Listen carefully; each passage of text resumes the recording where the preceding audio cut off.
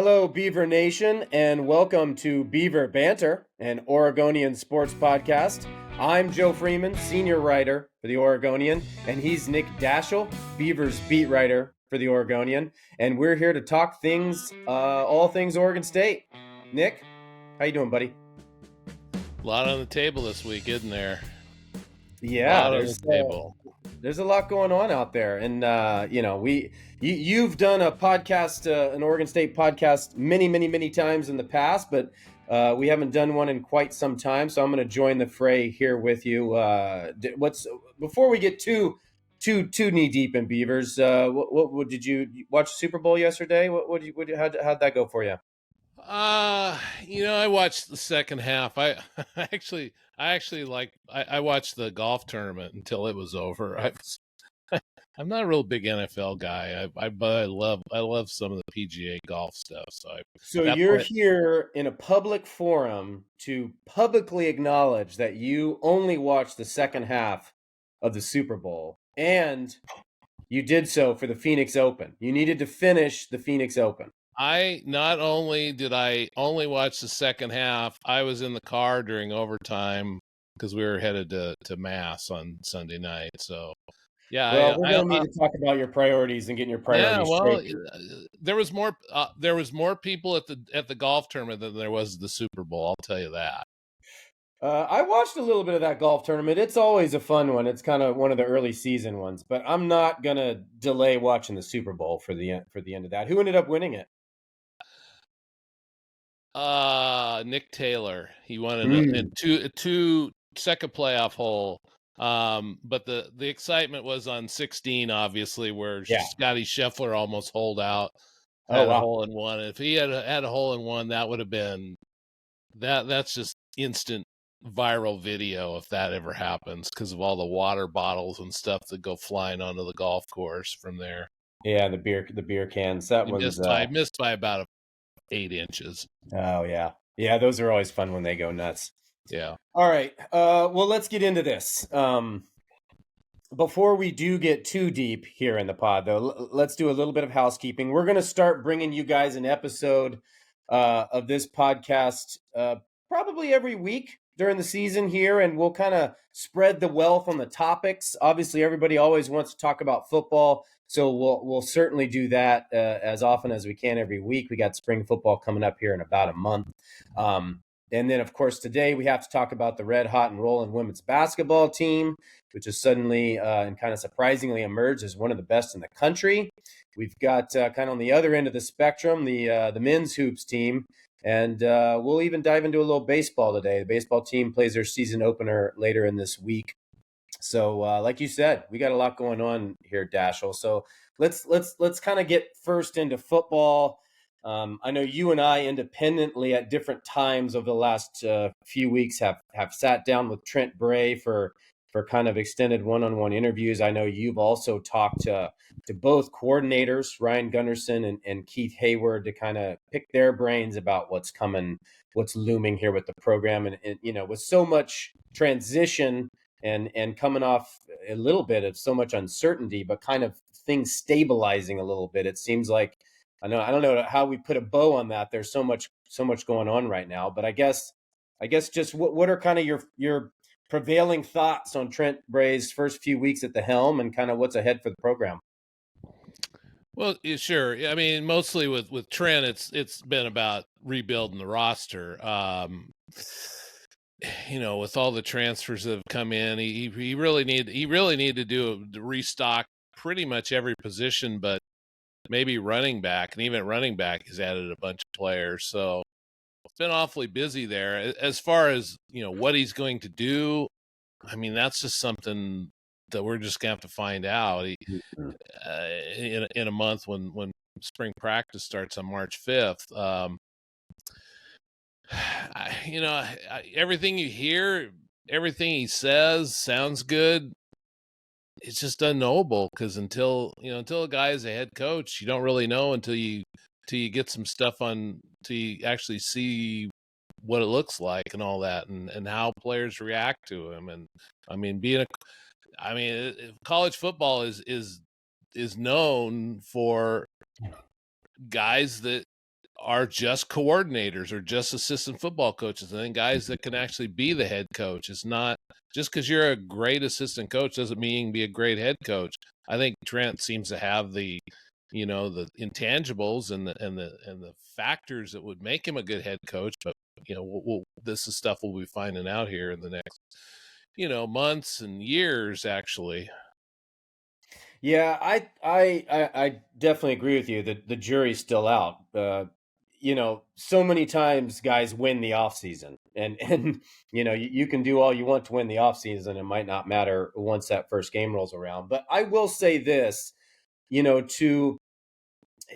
just inherited the program at such a completely insane time, an unprecedented time, with so much upheaval and just seemingly every negative difficult thing that possibly could going on.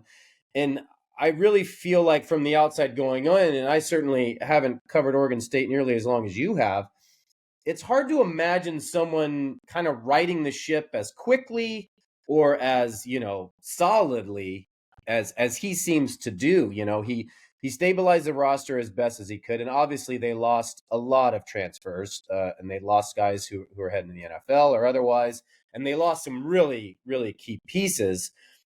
But he didn't seem to dwell on that too much. He kind of hit the ground running, and I don't know where. He told me that he ended up with 19 transfers, 15 college guys, and 4 JUCO guys. But last time you talked to him, he said 17 transfers. Well, there's 17. There's 2 guys that still are not on campus yet, and they're Gotcha. supposed to be here Okay. for the start of spring quarter. So Okay. the big lineman from Colorado and the defensive tackle from Houston. Gotcha. Okay. They got to graduate. They got to finish their schooling and graduate is what my understanding is before they can come to Oregon State. Gotcha. Okay. So he's completely remade the roster, as you pointed out, kind of on the fly, which I found to be pretty impressive. One thing that I was really surprised with in my talk with him is, I had no idea what his expectations for the team were going to be. You would think that he would temper things down a little bit, but he kind of went, nuclear. He went the other way. He says his team is positioned. He thinks he has the roster. He thinks that their schedule is set up to chase a berth in the college football playoff, which I think everybody from the outside looks at and hears and thinks that he's insane, which I kind of said to him in my own way, well, how do you respond to those people? And he said, well, I totally get from the outside why you would look at that and think that. But, I think we've restacked the roster with enough capable guys, enough veterans in enough key positions. And again, that schedule, the independent kind of Mountain West hybrid schedule sets up where he thinks it's easier than, say, moving to the Big Ten or even the old Pac-12 schedule. And so, we'll see if his, high expectations come to fruition. But he was very adamant that this is not a rebuild. It is a retool. And in fact, that was kind of the message that he was selling on the recruiting trail to transfers, to high school kids, to everyone in between, even his own roster. He's like, look, we're going for this right now, and we have an easier path to kind of take Oregon State to a place it's never been. Well, I would also say he doesn't really have a lot of he might as well say this anyway, because the bar is not at the same level as it was when Jonathan came in. When Jonathan came in, the place had crashed and burned, and the bar was so low, whatever Jonathan did was going to be met with, yay from the fan base because it was so bad. Well, now they're coming off, 10-win season, 3 bowl, 10-win season 2 years ago, 3 bowl berths, all these high expectations. And shoot, I mean, if a 6-6 season in this next year is going to be met with a lot of nasty looks from the fan base, I would think that they're not going to accept 6-6, even though maybe that's reality. But at this point, it's hard to know with the roster until we see what they can do. But so he might as well go for broke right now. I think with Trent's so locked into football. I mean, his life is football, more so than most guys. They're all into football, but I mean, Trent is just like nonstop 24/7 football. And so, I mean, the other part I was going to say was about the college football playoff. To me, it all comes down to that Oregon game. If they win the Oregon game, they got a decent chance. If they don't win the Oregon game, it doesn't matter if they go 11-1. 11-1 with a loss to Oregon isn't going to get them in the top 12, I don't think. Not with the rest of the schedule they have. Probably not. So they Depends on how probably the got. game I mean, goes. they got to feel like they got a team that can beat Oregon in Research Stadium. Now that's I mean, if I'm Trent, I'm thinking, sure, I got a team that can do that, but we won't know that until September. Yeah. Yeah, and Oregon has had a remarkable offseason as well, both in the portal and they hauled in one of the nation's best recruiting classes too. So no one in this podcast wants to hear it, but they're kind of rolling over there. Now you recently kind of sat down with Ryan Gunderson and Keith Hayward independently. What kind of, how did you walk away from those conversations? What was kind of their message? Obviously the offense, from my talk with Trey, it sounds like it's going to be quite a bit different there. From what he told me, they're kind of looking to be more multiple and more varied and less predictable.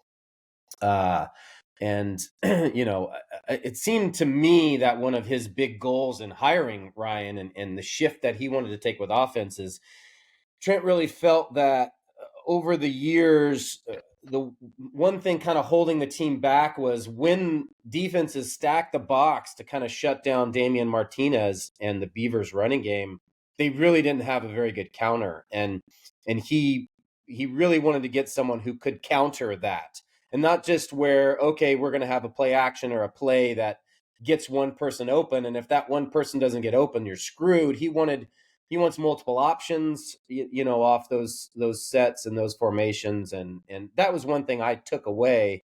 But Trent told me that he found as a defensive coordinator, the hardest team to prepare for each season was UCLA and, those Chip Kelly offenses. And obviously Ryan Gunderson has had a heavy hand in that the last couple of seasons. So I guess long-winded way to say, can you expound on that a little bit? And then, flipping sides to defense, what was kind of Keith's message there? Sure. With Ryan, I mean, the quarterback position has really evolved at Oregon State since 2018. I mean, when Trent first came in, as an inside linebackers coach, and Jonathan was the head coach, I mean, they were married to a pro style quarterback. As time wore on, that they got Chance Nolan. They got a little look at him, see what he could do, rolling out a little, with a little bit mobility. Then they got Aiden Childs. They could really see where this quarterback position.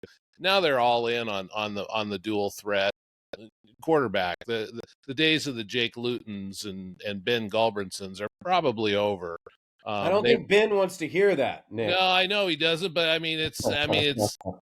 it just is what it is. It's they want to get guys, and that's kind of what Trent's saying. I mean, you could say, you don't want to stack the box, but you got to have something there that you got to have the player that could do that. And so you got to have a quarterback that can get out the pocket and be a run pass threat and on the edges. And with the guys they brought in, McCoy and Jabari Johnson, those two guys are capable of that. Now, we'll see if McCoy can make the jump from Big Sky to this level, and whether Jabari Johnson is, ready to play at this level. You would think one of the two is probably going to work out to some degree. So, but that's what Ryan wants to do. He wants to be multiple, and he I tried to kind of pin him down as to what kind of an offense you have, and he didn't really, it was a lot of the, what's the defense going to give us, and they don't want to be predictable, and so there wasn't any, great terms of I can really latch on to what this thing's going to look like.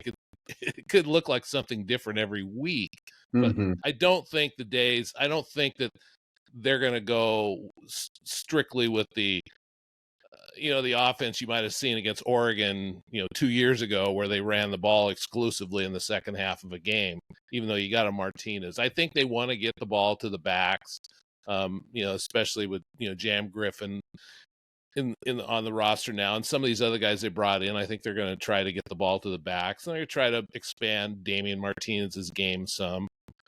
The receivers.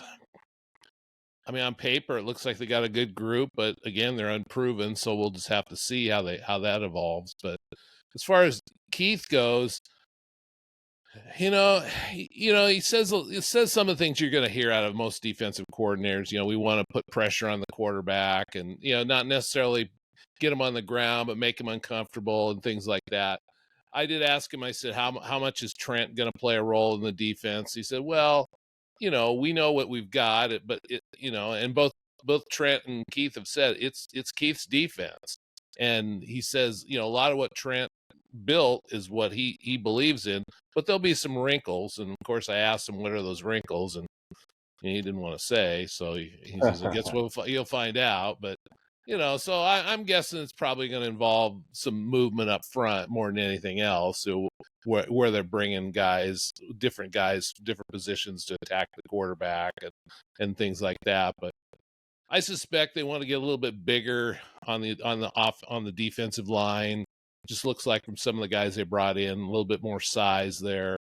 And then I asked him, typically the last 6 years, the defense has kind of funneled a lot of the plays to the inside linebackers, which is why you're seeing Oregon State's inside linebackers usually at the top of the list in tackles in the Pac-12. And he said, yeah, that would be good. That would be a good place to go for us too. So I assume the defense is going to look a lot like what we've seen with probably some fingerprints of Keith Hayward on it. The two issues with both these guys though is Ryan's never been a offensive coordinator. Can he? So we don't know. He's got some background as a quarterback coach, and he's worked with developing offenses, but this is his offense now. Let's see what he can do with it. Keith has got some experience as a defensive coordinator. He was co-coordinator at Oregon. He spent 1 year at UNLV as a defensive coordinator, but he's still kind of young in his role as a defensive coordinator. Worked out well for Trent Bray. I mean, so there's reason to believe it could work out for Keith Hayward as well. Yeah, and it's, man, the modern college football, I can't imagine being a coach right now chasing transfers and 2 different transfer cycles simultaneously, recruiting your own players to stay. And obviously that was a big, storyline with this team this offseason with the high number of transfers that Trent had to haul out of the portal, 19 guys or 15 at least from other colleges. And I was kind of interested in talking to him, and we did talk about it, is this the new normal? Are you gonna be chasing this many guys every year? And he was pretty emphatic that no, he doesn't want that to be the normal. I think the sweet spot for him is, kind of 8 to 10 guys, depending upon needs, depending upon the roster, depending upon, guys who defect and transfer elsewhere. That's kind of the sweet spot for him. He really wants to, reinforce high school recruiting. He wants to kind of, be a team that is known for developing its talent and grooming them into replacing the guys that leave. And, he really wants that to be the backbone of the program. I thought it was interesting. He was very forthcoming he's like, look, USC is going to come poach and buy our players. Other guys are going to come buy our players. USC got at least two guys in this cycle. They've gotten guys in the past.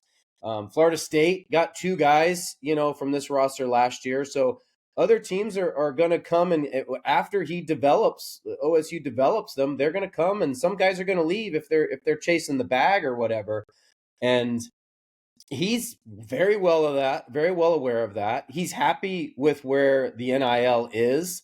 He's happy that players are getting paid finally.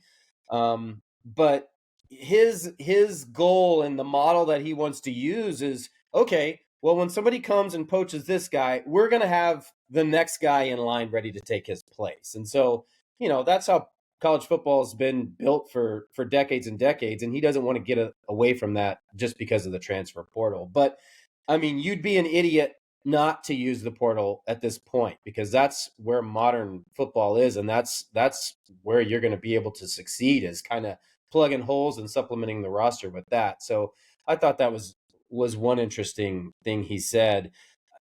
I'll be interested to see how they recruit without the Pac-12. Can they recruit with their current standing? Are players going to buy into that? And he kind of shares his vision as it's like we talked about earlier. It's an opportunity, kind of an easier path because of the expanded playoff format. And I think every Oregon State fan probably believes, much like the athletic department believes, that this isn't going to be a permanent situation for them, that at some point they'll find a landing spot at another conference, or depending upon how things shake up in the next 2 or 3 years here. So I mean, it's kind of like keeping things moving ahead, if not projecting ahead forward, or moving up, I guess, or keeping things status quo for the next couple of years.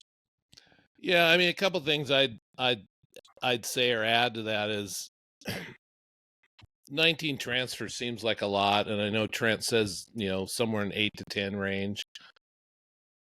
Again, how do we know? I mean, you gotta you gotta do what you gotta do, and if a bunch of guys leave, you gotta find a way to fill those holes. So I know that's what he'd like to do in a perfect world. He'd like to get 6 or 8 guys out of the transfer portal, but I mean, if you got a good roster and you lose a bunch of guys, you gotta replace them. And so, even though you might have some guys ready to go, you gotta have all that depth and things like that. So I think ideally that would be the formula, the 8 to 10. But I mean, in years where you got a good team and lose a bunch of guys, you're gonna have to hit the portal hard. So I think it's just going to be a year to year thing, as far as what we haven't even got to the second part of this, the spring. I mean, the spring's going to be pretty active too. Guys are going to spend their time in spring ball.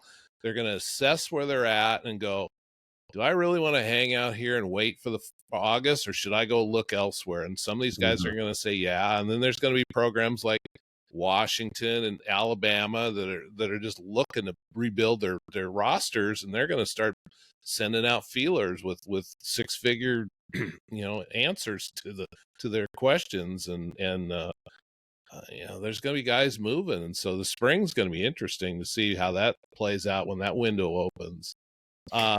Yeah, the whole, and I talked to him a little bit about the status of college football and the transfer portal, and he was pretty open about that as well. I didn't write a ton about that, but I mean, I think he feels, as pretty much everybody in college football feels, that it's the way things are set up right now is unsustainable.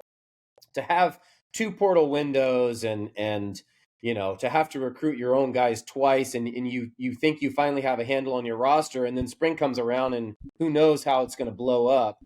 I think the guys that he has are guys that want to be here. And I think the bulk of his work and the hardest part of his work this season is over. Because it is difficult to transfer in that spring. You leave in the winter and you've got the spring. Like right now, they're doing their daily workouts and individual workouts and that kind of stuff. So they're getting ready for the spring, and they're getting into the program and the culture and indoctrinating themselves to that, and so on and so forth. And then they'll go through spring practices. So you'll feel like you have a handle on them and they'll have a handle on you. Well, when you transfer in after that, it's kind of going on on the fly, especially for the big positions, quarterback and stuff like that. I mean, you can add a wide receiver or maybe guys here and there, but spring, I have found, and maybe that's going to change, but the spring transfer portal window is a lot less insane as that winter one. But for sure. But the difference to me now is there's so much more guys are so much more brazen about making offers. And let's just say you're a holdover from, we'll just use Oregon State. It could be any school that has a new coaching staff or new coordinator or something. I mean, let's just say, I'm not saying this is going to happen, but let's just say Damian Martinez goes through the spring and he goes, man, I don't like the way this offense is. I don't like this offense, so I'm going to look elsewhere. Hey, everybody. Daschel just predicted that Damian Martinez is I'm just saying, I'm just using him for an example. But this could happen to a bunch of guys where they just go, yeah, I don't really like the way this is going. I think I'll go and look around, see what else I can find. Yeah, after I've gone through the spring with this new coach to see what it actually will look like. That some of that's going to take place. I'm sure of it. I mean, like a guy like Ben Gulbranson, I could definitely see him going through the spring, looking to see how, how Ryan is Gundy's using, his quarterbacks, and making a decision at the end of the spring. Do I want to stick this out, or do I look elsewhere? Do I just go on to medical school? I could see to me that's a real world situation there is Gulbranson.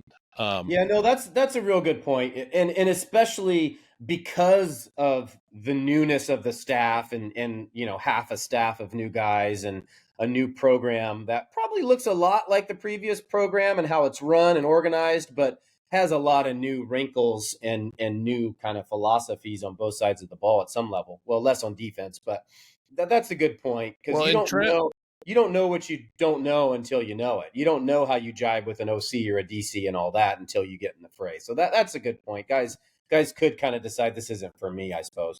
And then, with Trent, you've talked to him about this too, but I asked him about, his thoughts on what changes should be made to the recruiting and transfer portal windows and things like that. And he didn't seem too concerned about where things stood with recruiting. He didn't mind the early signing day, even though that's a huge controversial topic right now in college because of the CFP running square into the portal time and recruiting and all that. He didn't seem to think that was a problem. Where he has a problem is the 2 transfer portal windows. He says that's got to be fixed. Yeah, I don't know how you fix that, to be honest with you, just because of the first window. Guys got to make a decision for school starts in the winter time. So you can't really move that one too much. Now you could get rid of the second window. I don't know how that would fly. I think that would be a good move if they did get rid of the second window, but I think there'll be a lot of discussion on that one. The other thing I was going to bring up, though, is about recruiting. I could see this being an opportunity for Oregon State, all this transfer portal stuff.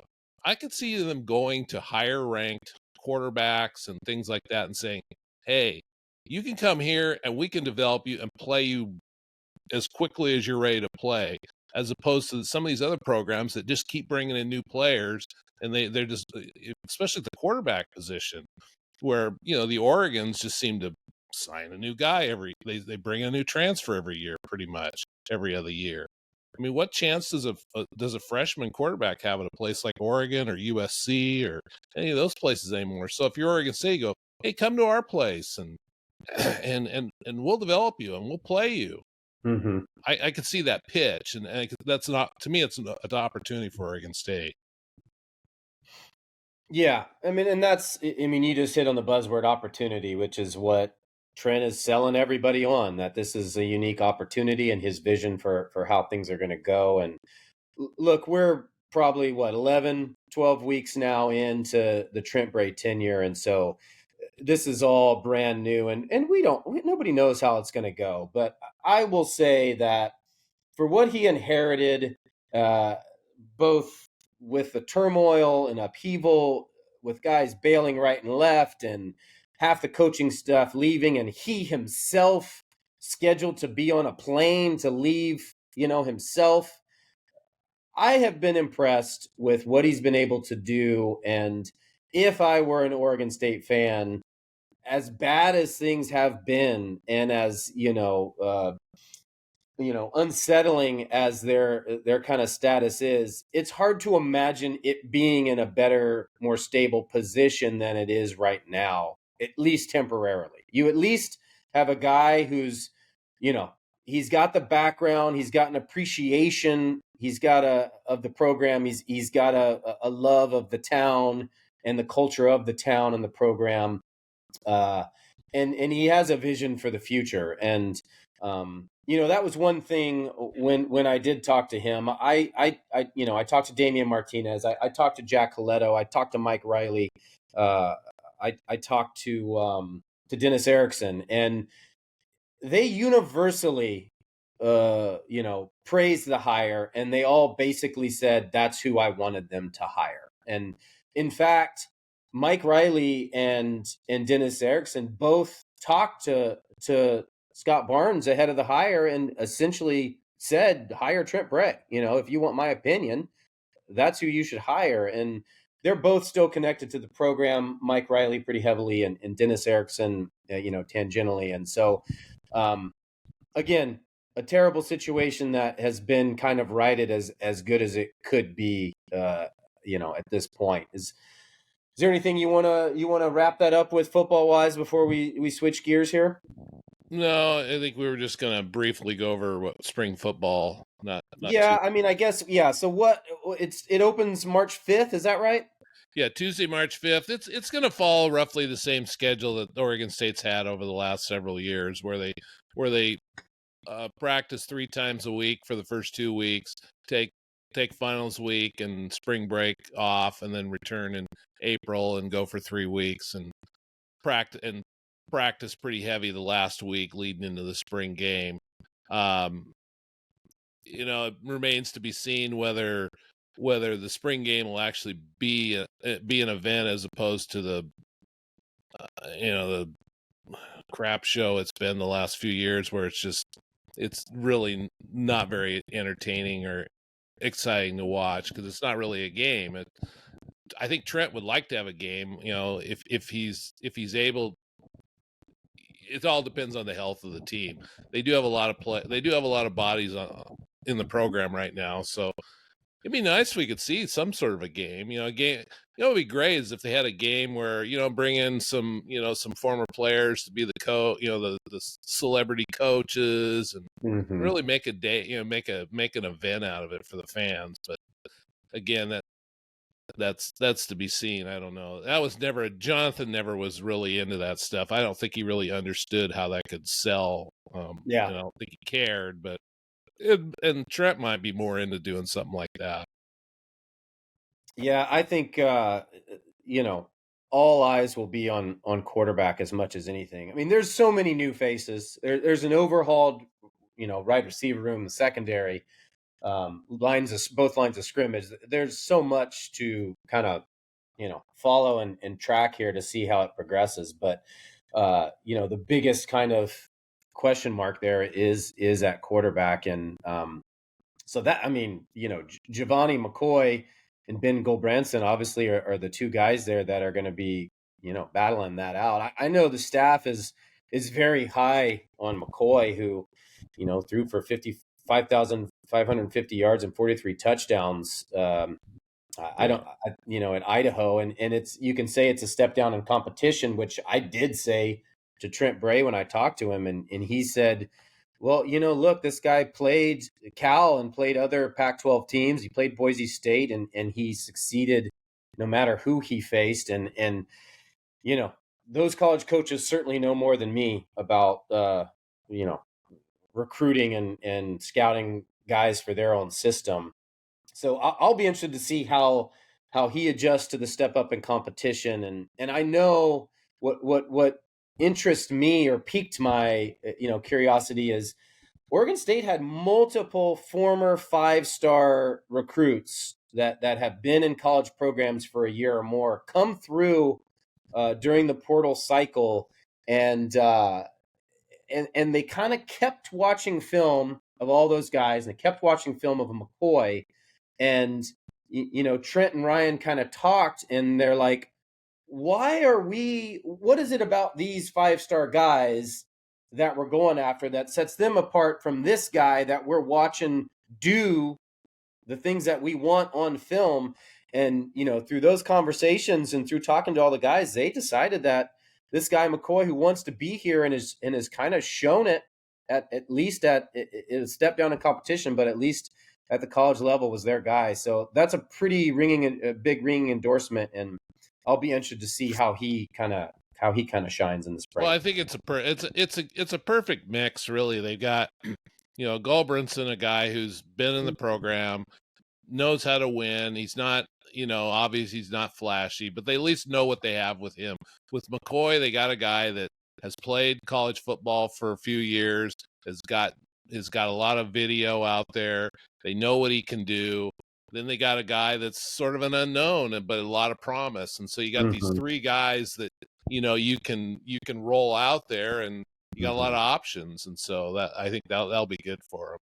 Yeah, that's a good point. He made the point to me that the balance and where the guys are stacked for both now and in the future is exactly where he wants that room to be. A guy who's a veteran, a guy who's ready to play now, and then a guy who's, going to develop and kind of be ready for what they want to do for the future. So, all right, well, we'll stop there. We'll switch gears a little bit. We could talk football the whole time, which is mostly what people want to listen to anyway. But, we've got kind of, quite frankly, Oregon State women's basketball is one of the hottest teams in the country. They've won 5 in a row, including 4 against top 20 opponents, kind of, leaping into third place in the Pac-12 at 9-3 in the conference. So with 6 games left, they're just a game and a half behind first place Stanford. So it's kind of been a team on the rise, a team that's playing a fun brand of basketball, a team that's been fun to watch. During this streak, they squeaked by rival Oregon, and then, of course, defeated Utah and Colorado 2 times each. The most recent win came Sunday at Colorado. I should say we're recording Monday morning, so a little context for you there. But so their last win came yesterday, and it was their first road victory against a top 5 team in program history, that win at Colorado. So really impressive there. They're looking for their first tournament berth since 2021. And the craziest, insane part to me is that they were predicted to finish 10th heading into the season in the Pac-12. So, Daschel, where did all this come from? What's the secret behind this Beavers team's success? Why are they so much better than everyone expected? Well, this is part of where this goes back to, again, is the transfer portal. There was a 21 was the last year they went to the NCAA tournament, and in the couple years after, a few years after that, they went through their first real run with the transfer portal where they lost players. And Scott's whole deal, the way he builds programs, is he has those players around for 4 years, and by the time they get to be juniors and seniors, they know the system, they know what he expects on defense, they know what roles they need to play.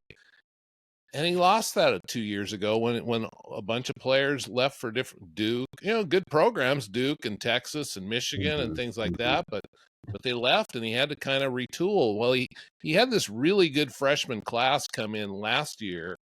A couple of 5-star players, Reagan Beers and Tamia Gardner, and then some shooters and whatnot. And they had to learn last year, and so they were young and they were competitive, but they get in close games and they couldn't finish. Well, now they're a little bit older, and then they brought in these 2 freshmen from in-state, Hunter from Barlow and I mean from Medford and Candy Schuler from Barlow. I mean, they've been tremendous as freshmen. They're still freshmen, but they've blended in with a roster that's starting to mature. And I'm telling you, they look like a Final Four team. I mean, they have so much length and so much depth and so many options on the offensive end, and their defense is as good as any. It's the best in the Pac-12, and it's one of the top, at least defending field goals, which is what Scott really leans on, his field goal defense. It's number 3 or 4 in the country. I don't know where they were 4 yesterday. I don't know if they're still there or not, but I mean, they got out on these 4 games they played with Colorado and Utah the last 2 weeks. I mean, they blasted Utah both times, and Colorado, they were up 25 in the third quarter yesterday. I think the altitude and just kind of knowing it was kind of over and you don't really know what to do when you're up that big on the road, had something to do with that fourth quarter. But I mean, it sets up for that game on February 29th against Stanford to be, if they can get through this weekend, and then they got to go to the Washington schools. If they can get through these next 2 weeks, that Stanford game is going to be as big a game as there's been at Gill Coliseum in probably 5 or 6 years. Yeah, and so much of basketball is momentum, and you don't want to win your first 10 and then go 4-6 in your last 10, but you really kind of you feel what you talked about is they've got some young talent, they've got some vets, and it's all kind of come together, and they're playing their best at the perfect time. A Final Four team. You're not predicting that, but you're saying that is the potential of this team. I guess. What do you kind of peer into your crystal ball? I mean, because of the options they have on the offensive end, they don't have to just go into Reagan Beers or rely on a point guard to make plays or a couple of they've got 3 or 4 players that can shoot from 3. They've got the interior game. They got Tamia Gardner, who's she's just developed into a beast on the boards. Talia van Olhoffen, who's the veteran of the team, has been around 4 years. She's just been great at the defensive end. And like I said, the defense is good, but the other reason they got a shot to be a Final Four team is the way this is setting up. They might not have to leave the state until the Final Four. Mm-hmm. If they get a top 4 seed, they can play in Corvallis the first 2 rounds. And if they get put in the Portland Regional, which is a 50-50 proposition, because there's only 2 regional sites, I mean, then they got the Moda Center to play, the regional semi and possibly regional final. I mean, it's a good situation for them. I mean, we'll see how this goes, but right now, I mean, every week they just seem to be better. And I know I've heard of a few people wondering, are they peaking too early? And I'm thinking, I don't know. I don't think so. You worry about those teams that are playing great in December that peak early. Plus, they have so many players they can rely on that if somebody does hit a bad patch, they got somebody else going to step right in and fill a spot. So that part, I wouldn't be too concerned about. Well, on the other, kind of the opposite end of the spectrum, where there are lots of concerns, is the men's program. Beavers are 11-13 over in all, tied for last in the Pac-12 with USC. Kind of offered a little bit of hope 2 weeks ago with that surprising sweep of the Arizona schools, and now, yikes! Those wins have been sandwiched by 10 losses. A 6-game losing streak and a 4-game losing streak, and it's really difficult to imagine things turning around at this point. The good news is that OSU is scoring more than my 8-year-old daughter's team, but the bad news is they haven't topped 60 points in the last 3 games. Really can't generate any consistent momentum on that end of the floor. This isn't a surprise, I don't think, but I don't know. How would you kind of assess where the program is right now, and kind of what are you looking for? What are you looking for the last couple weeks here?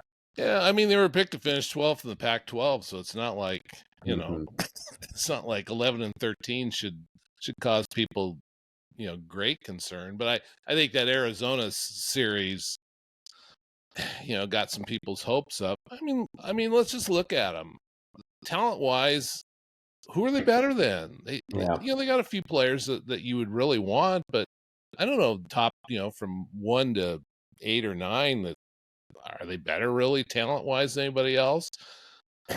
But they're good enough to compete. The issue in men's college basketball, though, is experience, and that's going to be less of an issue going forward once we get through the COVID period where you can get that extra year of eligibility. It's the better teams these days have got a lot of fifth-year seniors and fourth-year juniors and players that have been in college basketball for a long time. Oregon State doesn't have that.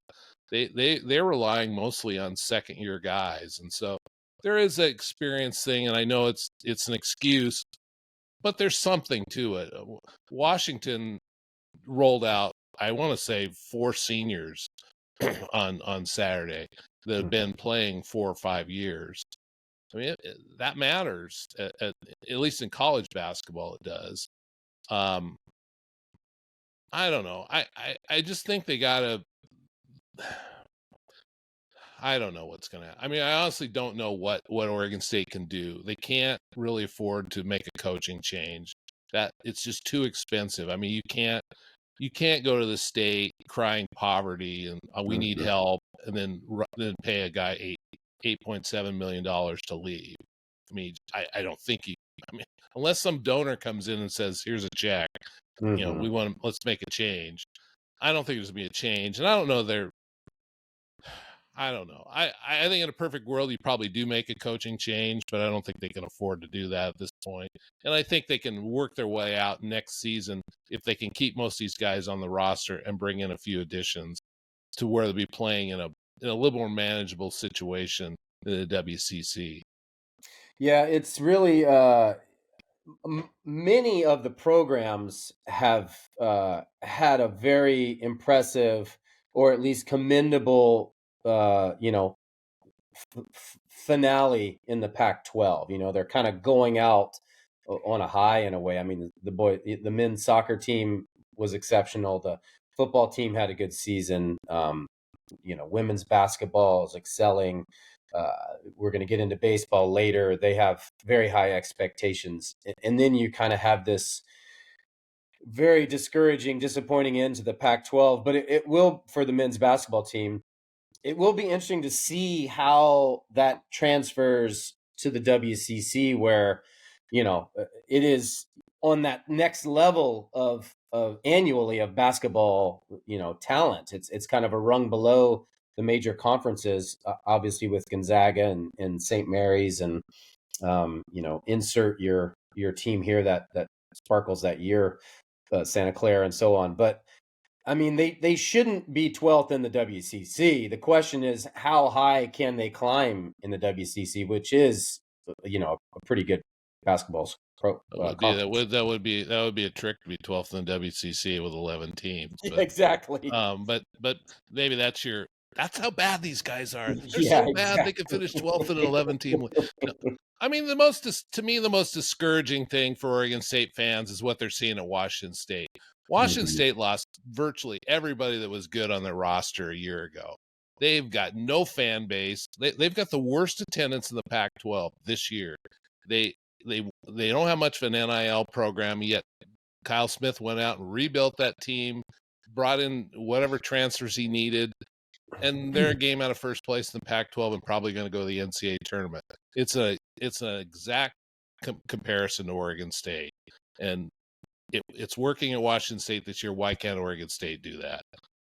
Now, I mean, Oregon State people might come back and say, well, when was the last time they went to the Elite Eight? Well, okay, but that was a one-off. I don't know. I just see this Washington State team and I go, why is this happening at Oregon State? And so that's a question I think a lot of people are wondering about. Yeah. Well, let's switch gears and kind of wrap things up here with a quick look at the baseball team. They open the season later this week with 4 games in Surprise, and then they will move on to Arlington, where they're going to play some very intriguing games against the likes of Arkansas and Texas Tech and Oklahoma State and Michigan. They kind of enter the season as a unanimous top 10 team, as high as 5, I think as low as 9 in all those polls. And there is great optimism in that program right now to kind of go out on top in the final year of the Pac-12. It's a program that every year says they have championship aspirations, and this year they really do have a team capable of making it to Omaha. They are they are loaded on offense.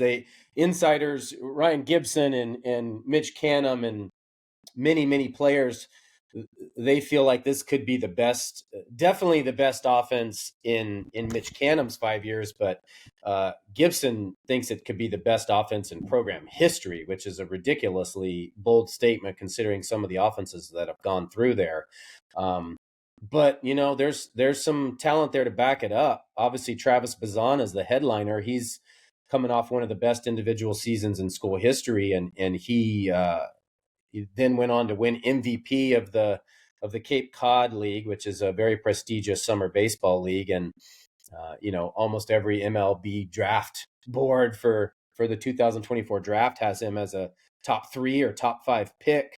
There's even been some floating him as a number 1 overall pick. So he's that good, and it's not just him. I mean, the offense is 2 years ago they had an incredible team with Jacob Melton and Wade Meckler and Justin Boyd, and Bazana was a freshman, and it was just a ridiculous offense. And this one really does have the potential to be better than that. They've got a really good freshman, Trent Caraway, who's supposed to be Gavin Turley Jr. Gavin Turley obviously was the freshman who blew up last year. He returns. And then a couple of guys kind of wanted to get drafted, weren't selected, and returned. And that's Micah McDowell and Brady Casper. And so you add them back into the lineup with Turley and Bazana and Caraway and Mason Guerrera, who will move over to first base this year. And then they added a really good transfer shortstop, Elijah Hainline, who was an honorable mention all Pac-12 guy who hit 10 home runs, 12 home runs last year for Wazoo. And there's a lot of power, there's a lot of speed, and just a lot of runs to be scored in that lineup. So there are some questions on the pitching staff. Their ace is expected to be Aiden May, who's a transfer from Arizona. He was really up and down last year at Arizona, but everybody in the program insists that a change of scenery from that thin air and quick infield there at Arizona and the offensive ballpark that he pitched in to Goss Stadium is going to make a world of difference for him. He was a JC transfer. That was his first year pitching in the Pac-12. And so, a year of experience should help him too. But, I was talking to Jacob Kamatz, who's going to be in their weekend rotation, who was incidentally, high school best friends with Aiden May and was a big factor in kind of recruiting him when he entered the portal. And Aiden May says he thinks he's going to hit 100 this year on the gun. So he throws fast. He's got an assortment of pitches, and they're really bullish on him kind of emerging as the ace. And that's really, pitching depth and top end pitching talent was what held this team back last year. And they have a lot of good returners and an infusion of a couple transfers and talented freshmen that kind of make, pitching coach Rich Dorman and Mitch Canham think that the staff is a lot better than other people think. So, high expectations there. Season starts this season, and we'll have a lot more time to talk about that. One thing I was gonna mention, I'm curious. Single game tickets went on sale today.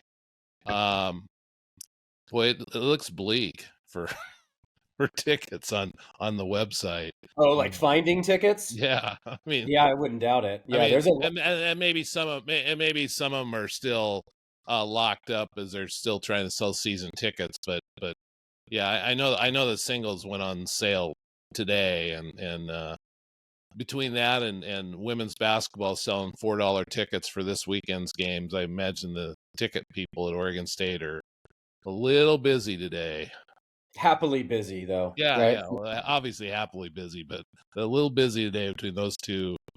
I mean, plus, they're trying to peddle season tickets for football too, but those two are immediate. So, yeah. Well, and you think of, they're two of the more successful programs that Oregon State has. Obviously, baseball is kind of the shining star there in the athletic program, and this is it for the Pac-12. And so, with all of that looming overhead, with the expectations of baseball, and now the sudden increased expectations for women's basketball, it should be interesting to see how they go out. I guess I could mention really quickly before we wrap this up that A lot of details are still to be emerged, but we reported a couple weeks ago that baseball has decided to go with an independent schedule starting in 2025 rather than join the WCC as most of the other programs have. And so, talking with Mitch and others in the program, they're pretty confident that they can put together a highly competitive schedule, which will kind of satisfy the RPI standards that would need them to put them in position to host a regional and a supers and all that stuff. So there will be a lot more to report on that when they finalize the schedule, which could come sometime later this month. We'll see how that's wrapping up. But my understanding is that they have a lot of pieces in place for that schedule, but they just have to wait out to when the other conferences finalize their conference schedule, because any conference that has an odd number of teams will have an open weekend in that schedule, and Oregon State is looking to pounce on those opening weekends to balance their schedule and kind of put the puzzle pieces together for teams in the Big Big Ten and in the Big 12 and some of the old Pac 12 teams and then some of the teams along the West Coast that are prominent in baseball and maybe not some other sports. So keep an eye on that as out for finalized things with that, and keep an eye out for basketball coverage this weekend, baseball coverage this weekend, and football coverage year round. Nick, is there anything you want to add before we I was just going to say one other thing I was wondering about baseball. I know I wrote about this last year, and I don't know where it's at, but they were definitely looking into premium seating at Oregon State, much like they have, or at Goss, much like they have at Reeser. And I don't know where that stands, but I would think that was a year ago. I would think that they're probably, far down the road in terms of determining whether that's feasible or not. And I would think just given the interest in the program, I mean, they could hit that pretty hard with some, maybe, I don't know, 200, 300, 400 premium seat options, something like that, where it is like it is a Reeser with the really, really nice suite, living room boxes, things like that. I don't know where that stands, but I guess that's something to keep an eye out for here down the road. Yeah, I know Mitch has some grand plans that he always hides when I go into his office with. I mean, they've got schematics and they've got some expansion. I don't know if expansion's the right word, but some enhancements in mind. They're kind of in the process of that.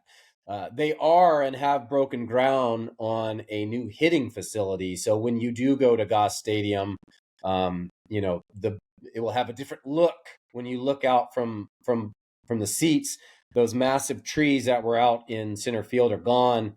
They're going to build it's either a 2 or 3 story building out there with a hitting facility and a meeting room and some cages and some areas to warm up there. So that will be something new. That probably won't be finalized and built this season.